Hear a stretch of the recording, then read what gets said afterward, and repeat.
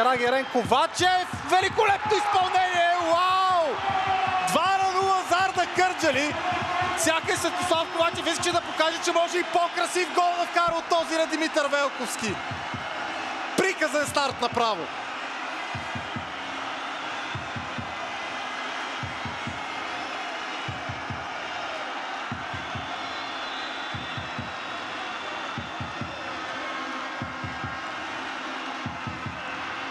Сякаш атаката беше загубила остротата си, след като Светослав Ковачев прати топката в краката на Бирсент Карагерен, но тя го завари. Все още гледаш напред.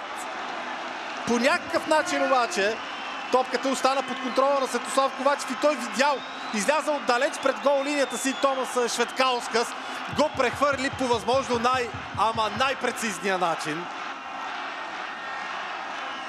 2-0 за Арда, 3-0 в общия резултат от двата мача. Вярвам на очаквано начало, дори за най-оптимистично настроените привърженици на Арда Кърджали. За по-малко от четвърт час, 2 попадения във вратата на Кално Жалгирис.